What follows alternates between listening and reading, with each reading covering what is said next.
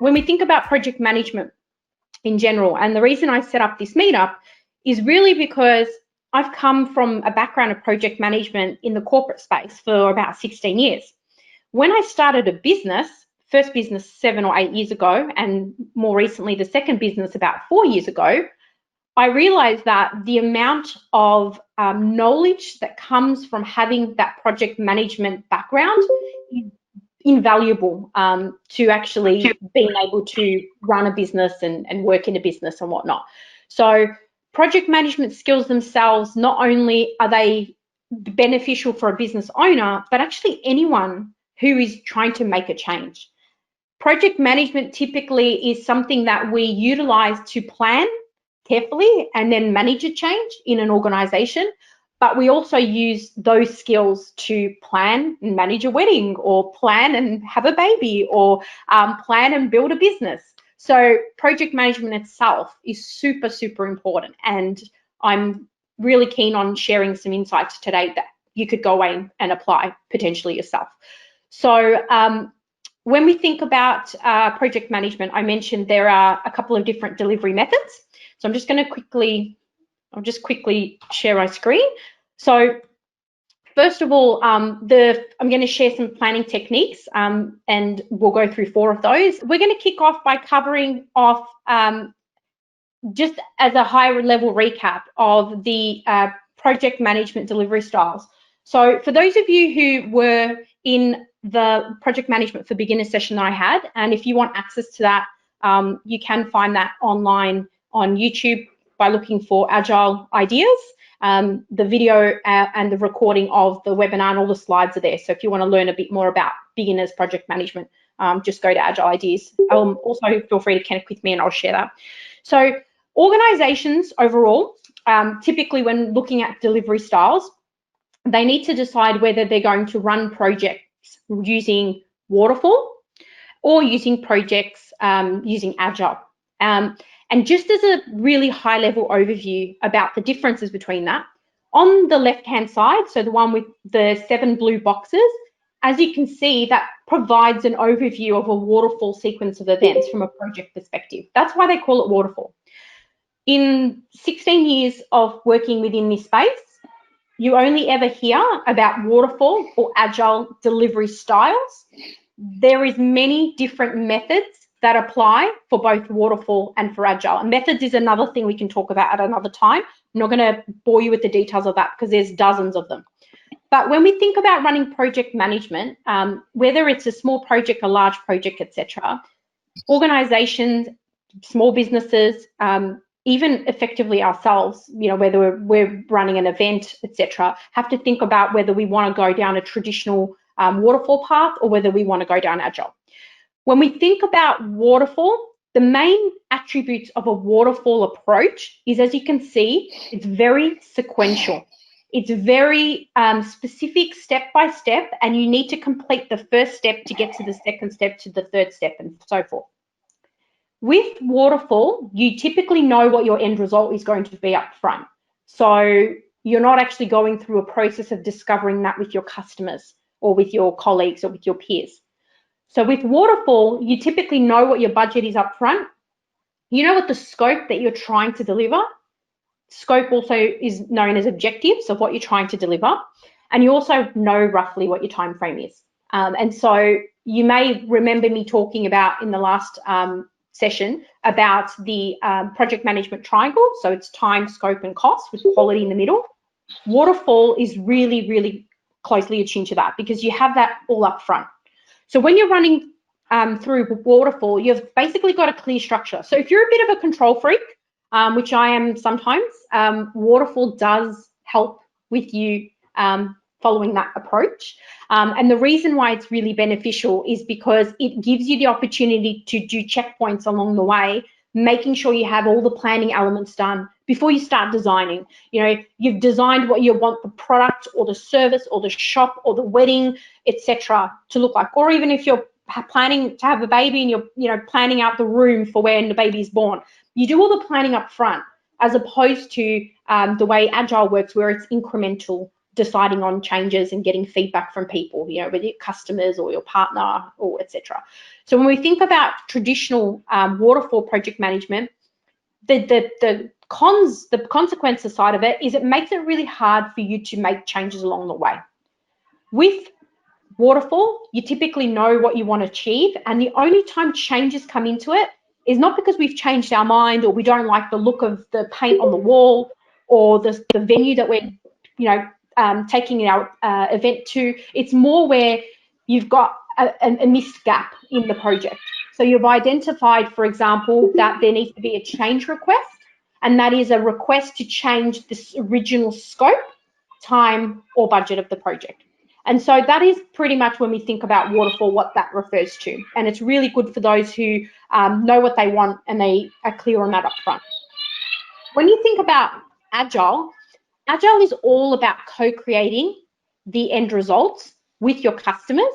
Now, your customers can be people within your organization, they could be people in your team, they could be people in your family, depending on what type of project you're running. When we think about Agile, it's about you make an iterative amount of change, you do a little bit of a change, you get feedback. You know, do you like the color of this room? Or do you like the style of this furniture? Or, you know, how does this user interface on the screen of this GoToMeeting work, etc. And then you get direct feedback and then you go make change again. And that's why you'll see in the Agile visual there, it's actually showing you how you're not only planning, but you're also testing and you're also building, then you're getting feedback, and then you're coming back in to replan again for the following steps that you're going to take. So Agile itself is about, originally initiated around managing software development projects, but right now it applies to so many different things. You don't use Agile if you cannot modify your scope. So if you know what you have to deliver up front, you're better off just following a waterfall approach because you're not changing the scope. For example, with government regulations at the moment with COVID and whatnot, there will be some projects that are running that have absolutely no room to move on their scope. So they're not going to follow an Agile path because that would just be a waste of their time. So they will follow a traditional. So when we think about Agile, there's less predictability. So this is where if you are, some managers are really controlling in the way that they like to run their departments. They want control on the costs. They want control on the scope. They want to know what they're delivering and when. When you think about Agile, you don't actually have that opportunity. So you don't actually have the opportunity to have that predictability up front. So there's kind of a view of the different sort of approaches when we think traditional versus Agile. So does anyone have any questions at this point? I'm just going to check the chat box if there's any questions. Is there any questions about that? If not, I'm happy to go into 4 of the techniques. Is there any part of that that is maybe not clear or you'd like some further information on? If you do, feel free to unmute or put your question in the chat box. Otherwise, I'm going to move on to the next piece. So when we think about comparing traditional and Agile, I've yet to see a company that does not apply both Agile and waterfall delivery methods. They just absolutely don't just do one or the other. I've found that most companies have been doing waterfall for a really long time, and Agile's been coming into the fold maybe the last 5 years intensely, but it's been around for about 20 plus years. But typically when you're thinking about how to run a project, as long as you have a view on whether you want that sort of, I guess, controlling nature or you want that collaboration where you co-design with your customers, that's where you would decide whether you want to go down an Agile or a waterfall path. So in the techniques I'm going to share with you now, and we'll start off, I'm going to kind of go into maybe a couple that are more waterfall type techniques, and then I'll give you a couple of examples of Agile techniques. They can all be applicable regardless of whether you're in a business or you're working in your day-to-day organization as a manager or a team member. So let's get back into it, and I'm going to talk to you through the first one, and I'll just bring that up now. Okay. So the first one is the WBS. Now, I did mention in the note that I sent out yesterday that this is really helpful for those that maybe are not heavily involved in projects. This is one of the first things that I learned about project management 16 years ago.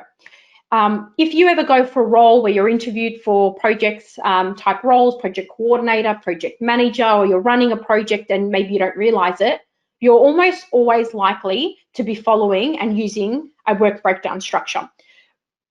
When you think about work breakdown structure, also commonly referred to as WBS, it's something that is so prevalent in organizations that they typically use it to structure almost anything.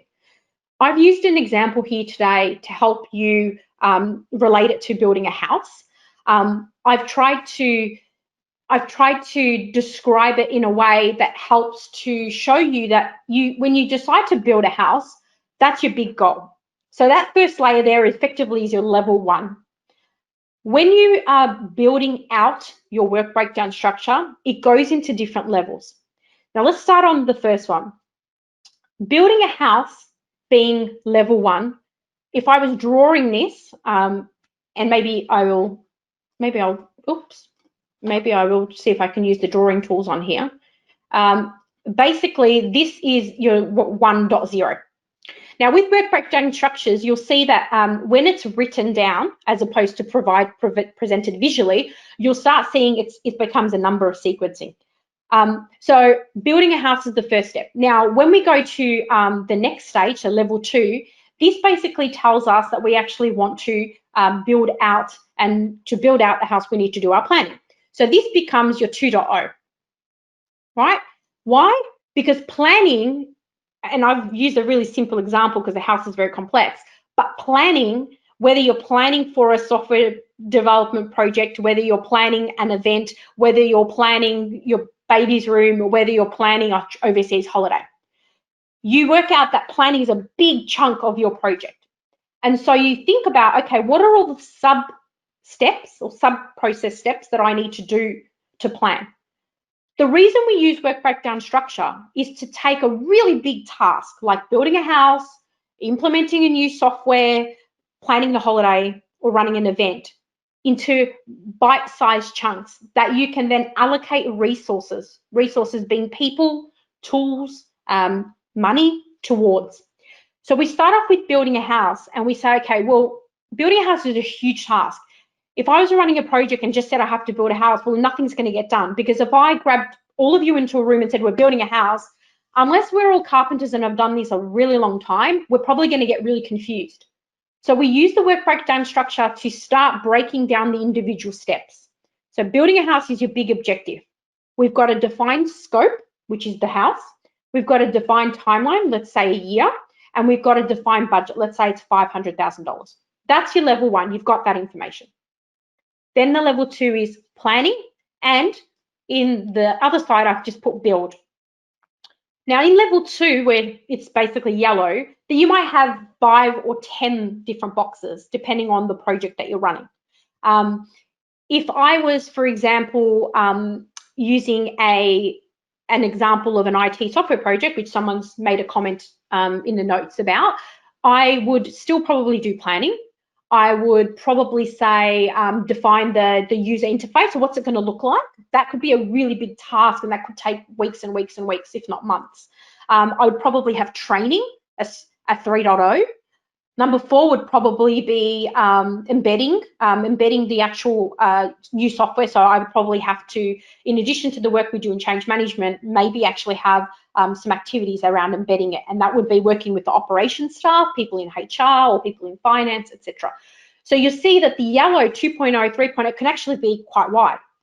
But the next level down, 2.1, 2.2, 2.3. And we use the numbering because if you think about it, remember I said waterfall, it's that sort of staggered waterfall approach where you basically break down the steps into manageable size chunks. And so when I go under planning, I think about, okay, well, I've got design, that's 2.1, and selection. So selection of, the materials in the house and the furniture and the furnishings, the curtains, etc. And also the layout might be another one. Now, the way that you break down the task is I always recommend you keep going down level by level, so level 3, level 4, level 5, etc., all the way down to when your task is no greater than 5 days. So if I could do 2.1 in 5 days, then I wouldn't need to go any further in that, because I think 5 days is a reasonable chunk of time, and also you can allocate the resource accordingly for that week. But we all know that when you're designing a house, it's probably got an architect, and you've probably got a number of other resources. You've probably got to have engineers look at it. You've got to get council approvals. So that means that 2.1 would actually need to have a number of different tasks underneath it. So you'd have a 2.1, 0.2, 0.1, and then 2.1.2 and 2.1.3. So you'd keep breaking down design until you get to a point where you've approximately got 5 days for the task duration. Why is 5 days recommended? As I mentioned, it's because it is a decent period of time that you can effectively allocate a resource to, and it's just a common best practice that we've used quite a lot. You wouldn't break it down any further than that unless your project was a month long. If you're running an event and it's 3 months long, you might break it down. If you're implementing a IT software project and you're planning out the implementation, so this is where you're going to turn on the system and get the users to use it, well, I might break down the tasks to 1 day or 1 hour, which I've done. The reason I would do that is because there is such criticality around turning on a new software, making sure everyone can use it properly. But at the minimum, we always look for, when I'm doing an assessment and assessing projects or project managers, I typically look at their project schedule, which is all of this content in a physical Excel or a Microsoft project tool or any other tool. And I actually look at making sure they've got a minimum duration of 5 days, maximum duration of 5 days. So that's how I would suggest that we break this down. This is the easiest, simplest way to plan out a project if you know nothing else, because it gives you the opportunity not only to make it clear on what you need to do and what are the dependency underneath each other, but it also helps you to explain to people. Because if I was using an Excel spreadsheet and I had this listed on the left-hand side, I can then easily put the name of the person, the time frame for that task, knowing, remember, it's 5 days maximum, what it should be, and roughly you can work out the cost of that. So that would be an easy way of doing it. There is sometimes instances where you will find there are things that are happening in planning that are very, very much dependent on things in build and whatnot. They're things we call dependencies. I can talk more about that later, but it can be quite complex when we start going into that, because what you will need to do is make sure that in the 2.0 tree that you can see on the left has a corresponding task in the 3.0 side. So yes, there can be some overlap in there as well. And also, if you break down your work like this, you can also allocate your people to planning and other people to build. There might be different teams, there might be different people, depending on how big your project is. So it can be quite overwhelming and it can be intimidating, especially trying to work out the numbers and trying to think in numbers. But if you were to draw this, same structure with your own project at the top in the orange and start breaking it down on a big piece of paper, you'll be able to go down and keep going down till you get to a point where your tasks aren't any less than, say, 5 days. So that's the work breakdown structure. And hopefully that's given you a bit of clarity. That is, like I said, the most common one that I would use and is the easiest one to really use. And it's one of the things you get taught in project management courses anywhere around the world. So I'm going to move into the next one. I'm trying to answer your questions in chat as they come through. So thank you for sending those through.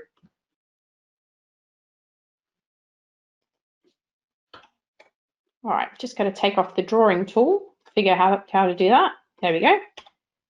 Oops. Sorry, I don't know how to get rid of this stuff off the, there we go, perfect. All right, so now I'm going to tell you about, this is a diagram, but it's also a technique. So don't get confused and think because it's a diagram, it's not a technique. Now, this is one of the ones that I teach to my university students in Denmark. We have an international project management course, and we teach them about cause and effect. This one is really, really helpful for you if you have a problem that you're trying to solve and you are not sure exactly how to address the problem, but you know that there are a number of different factors that you've got to take into consideration. This particular diagram is also sometimes referred to as Ishikawa, which is a Japanese name for it because it's sort of founded from Japan. It's also known as herringbone diagram. I just call it fishbone diagram, and the technique is cause and effect. As you can see from the visual, what I'm trying to do here is helping to identify the root cause of a particular problem.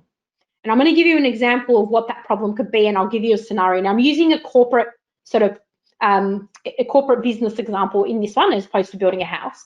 But when we think about a problem that you're facing, the head of the fishbone, and the reason it's called fishbone, I think is obvious. It's got scales and it looks like the shape of a fish. The problem statement itself is, okay, what's the problem that you've got? You know, what is the scenario that you're trying to address? And then when you are trying to work backwards, this is where cause and effect diagram helps you, because it enables you to think about what are the areas in that particular organization, in this example, that you need to address to sort your problem out. When you think about the scales, so you can see there's people, process, policy, environment, program, and measurement. There's 6 categories that I've picked because they relate to business. If you were running the building a house example and you had a problem statement relating to the fact that you had maybe a short time frame to build a house and you weren't sure how you're going to get it done, you might actually change those headings that are on there. For example, you would probably still have people, because I think people would apply in building a house. You'd probably still have processes. You might even still have policy. Environment would probably apply as local council. There might be other regulations you need to worry about. You might not have measurement. So measurement, you might go, oh, you know what, that doesn't apply. So what you would do is you would change this and put something else that's applicable. Maybe something like designers, or it might be funding or budget. So the 6 scales that you can see, they can be changed to whatever you want. And when I go to the example of how this works, it'll make more sense to you, and I'll hopefully be able to explain it in a way that you can resonate with the actual challenge. The purpose of doing cause and effect, not only in project management, but I use this in day-to-day when I'm solving problems, is it enables you to put your thinking in a structured way. Sometimes when we're focused on a problem, we really don't know how we're going to solve it. For example, in our business during COVID, we're impacted by, like many of us, by the situation. And so right now, one of our problem statement is, well, how do we bring in new customers or sell more services to existing customers so that we can continue to keep our team employed, as an example. So if I was to solve that problem and just think about it and just not take any structured approach, it's probably going to be harder to solve, and I might miss some things that are relevant. So let's look at a specific example. I'm going to just erase these drawings, and I'm going to go into a specific example of that. Now, when you're solving a problem, you can actually use the cause and effect diagram and have multiple of these. So you don't have to have one per project. When we're setting up a really big, complex project, for example, let's say, just using the example I mentioned before around IT project. Let's say you're introducing a brand new payroll system so that your staff can put their details in and get paid monthly or whatever it might be. I might need to come up with multiple fishbone diagrams for that. 1, it might be, how are staff going to use the system?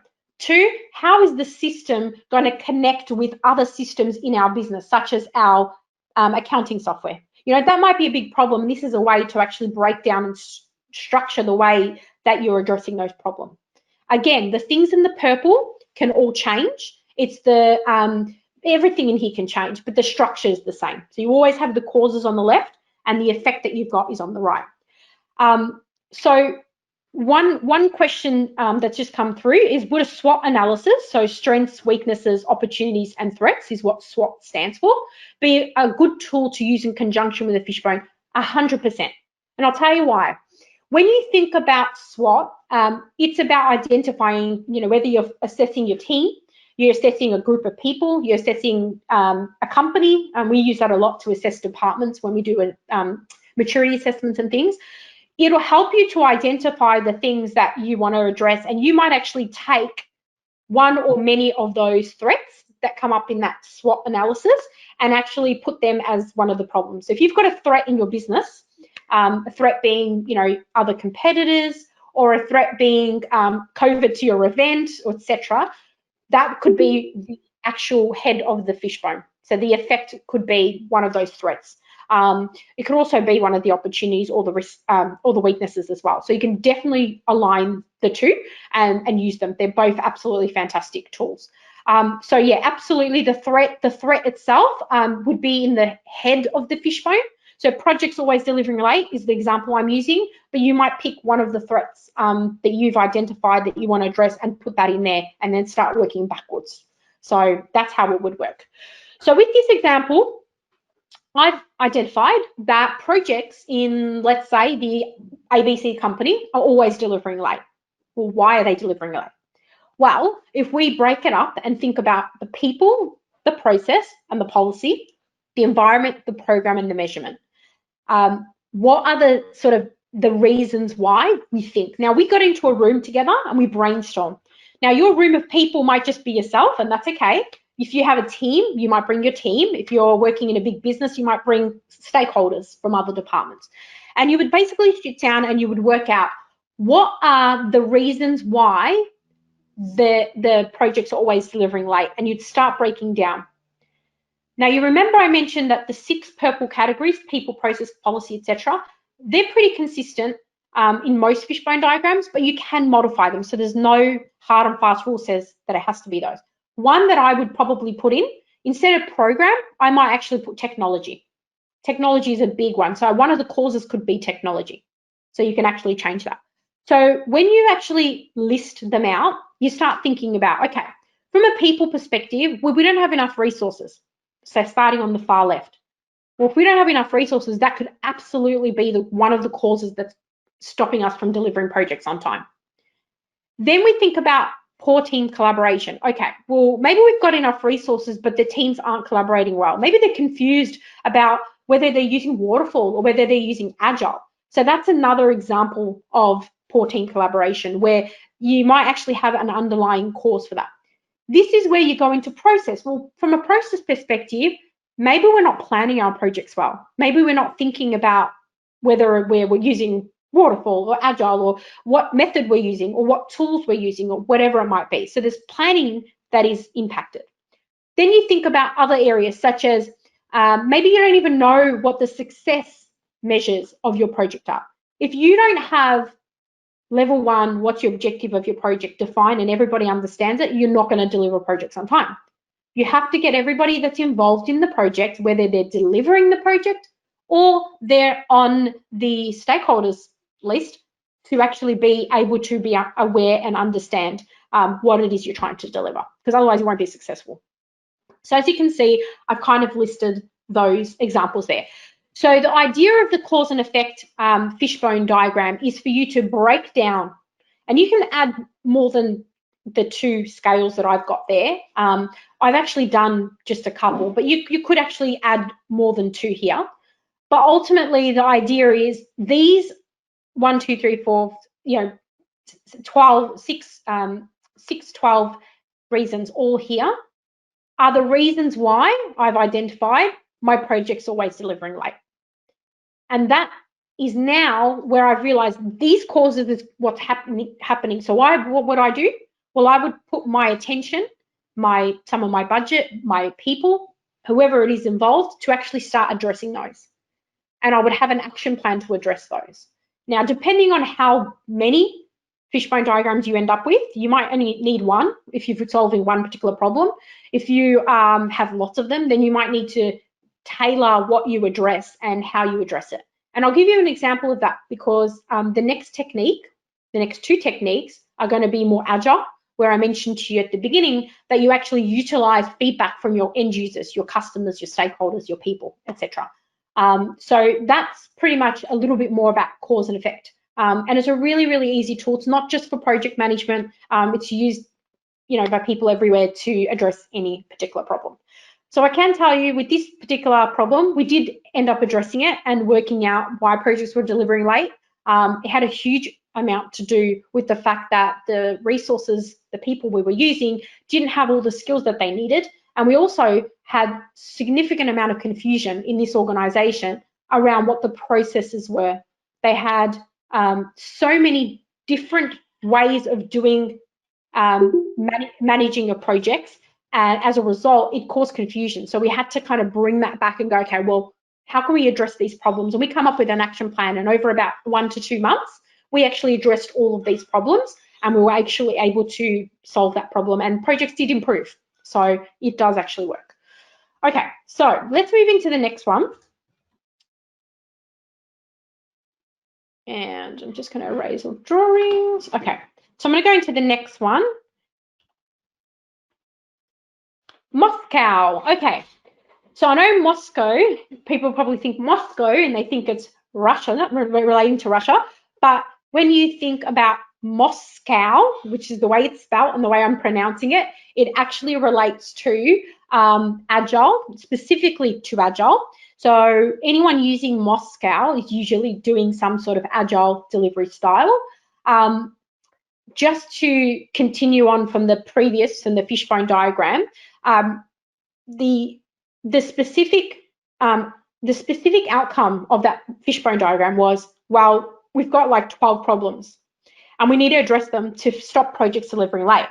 Okay, we can't do all of those 12 problems. We can't address all 12 problems because we don't actually have the budget or the resources to do that right now. So what do we do about it? How do we actually prioritize what we're going to address with the available resources? And I keep saying resources, but it could be people, it could be technology, it could be budget. Resources can be an umbrella term. So the way we would do that is by prioritization. Now, when we think about prioritization, it's all about analyzing what you need to deliver. And we kind of have an idea of that because we looked at it in the previous example. And we look at how we're going to get agreement. Moscow is all about getting agreement with our stakeholders.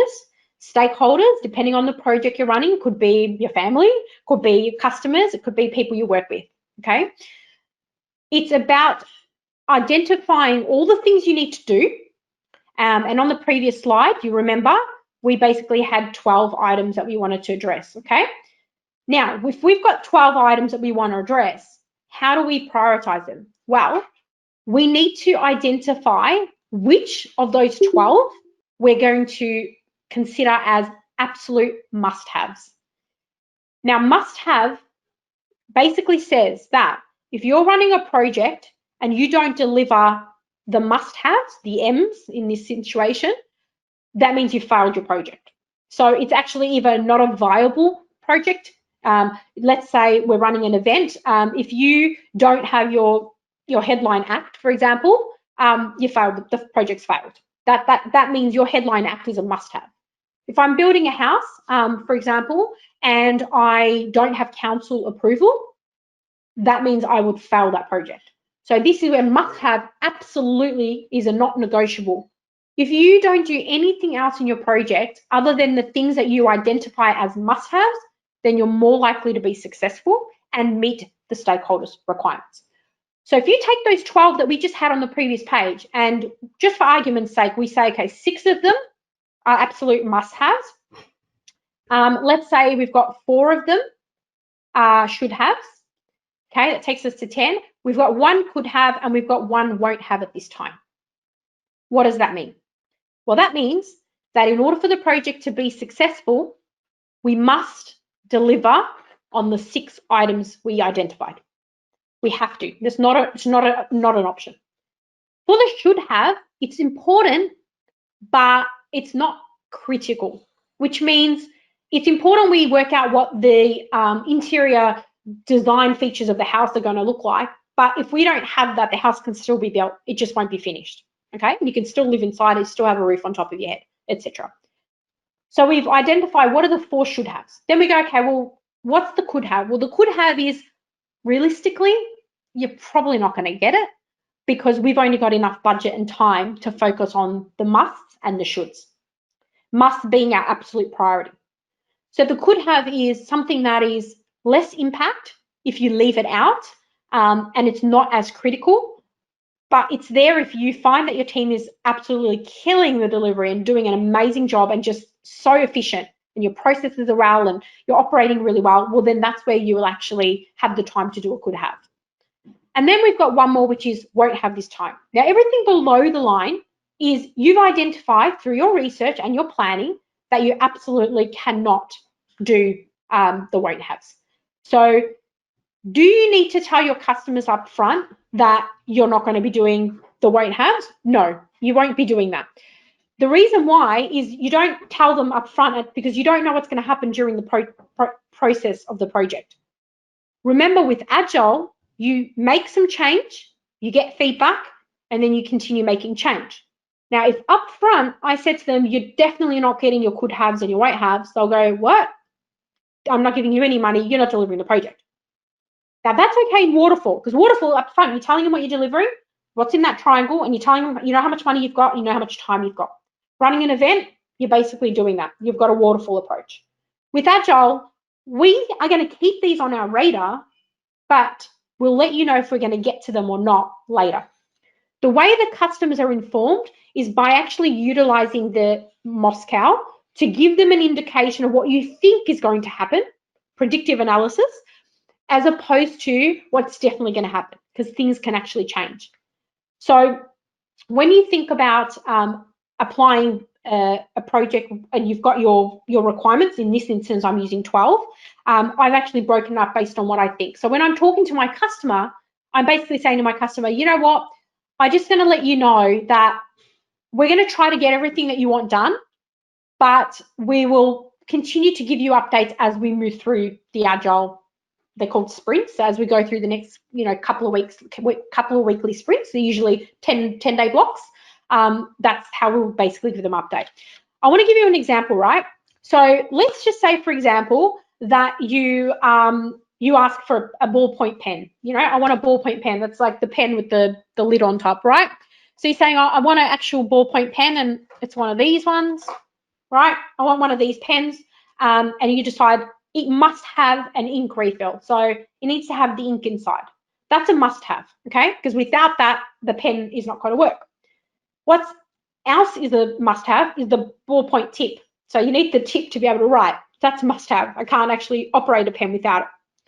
I should have a plastic barrel with the grip, right? So I should have, usually you can get those grips that you can actually hold, and it makes it really comfortable to you to write, right? So let's say we could have that.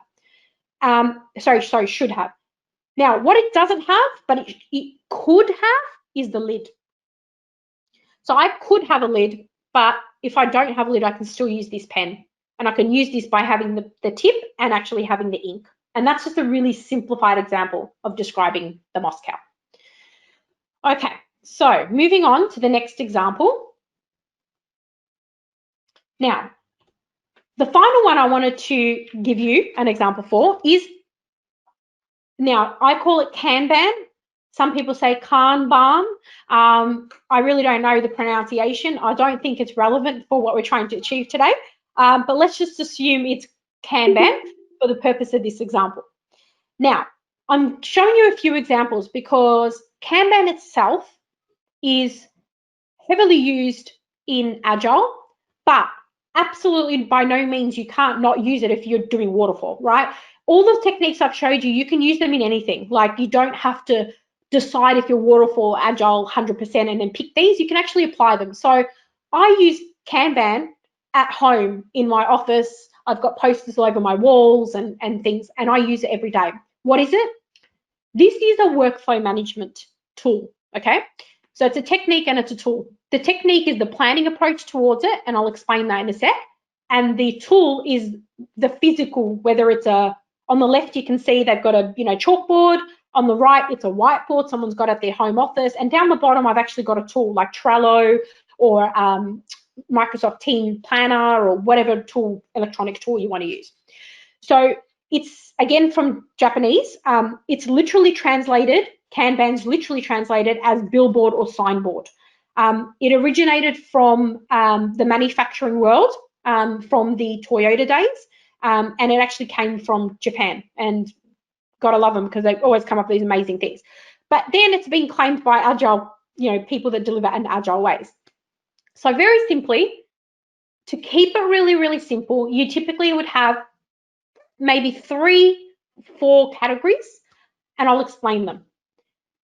The far left is always your what I need to achieve, what do I need to do, right? It could be called your backlog. It could be called your to-do. It could be your prioritized list. It could be even, you might hear the term parking lot, like a car park. You've parked something you know you need to do, you're just not doing it, all right? Whatever you want to call it. Keeping it really simple, I call it my backlog. Now, if you remember the previous example, if you've got a whole list of things that you need to deliver for your small business or your event or whatever it might be, you'll take all of those things, and I would actually put my must-haves and maybe my should-haves, and that'll be in your backlog to-do list. Your could-haves and your won't-haves, you probably won't even put on the board because you don't put every single thing on the board. This board is kind of, think of it as what I need to do in the next 1, 2, 3, 4 weeks, right? You don't typically have more than a month in advance on this board because otherwise it gets too messy. The second column you'll see is what's in progress, your work in progress.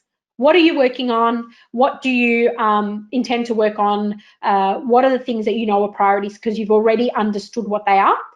At this point, I would take from my backlog the things that I've deemed as must-haves for my business or for my planning a baby or for my planning a wedding or whatever it is. I take the things I've considered must-haves and I put them in work in progress. And I would only put the things in work in progress that I'm actually working on that I have time to work on. Now, one of the things I like to do is I typically like to get the little post-it and in the corner just write the effort. So if I think something's 4 hours, I might circle it and write 4 hours or whatever. That will mean when you put things in progress, if you know you've only got, for example, when you're working full-time and running a side hustle, you might only have 8 hours in that week.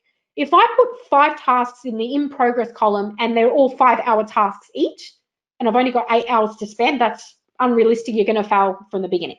So only put the things in progress that you think you'll be able to achieve based on the time you have available that week, that day, that month, etc. The third column is, it could be called waiting for, it could be validate, it could be a number of different names. But basically, you've done the work you need to do. If you put into the third column and it's called validate, waiting for, I call mine in review. Typically, I'm waiting for my team to review our newsletters before they go out, or I'm waiting for someone to review my article, or I might be reviewing content for this meetup, for example. So that's where you put it into another column, and you know that it's not waiting on you, it's waiting on someone else. And then the final column is done or complete, whatever you want to call it. Not only do you get a good sense of satisfaction of moving things through in a workflow process, but actually putting them in there is actually really refreshing because you know that you've actually achieved quite a lot. And like I said, you do this maybe for the couple of weeks in advance, maybe a month at most. I would be saying 3 months at a time. If you are using Kanban in the work environment, they might plan out a bigger piece of work, but they might break down each task into monthly sort of large tasks, and then on the back of the post-it, write down the subtasks. So if you've got a lot of subtasks, you can turn it over and write down there. That's also helpful if you were using the work breakdown structure and each of your post-its was one of those 5-day tasks, and on the back you've got the little subtasks like get sign off, send email, whatever it might be. So the Kanban itself is workflow management.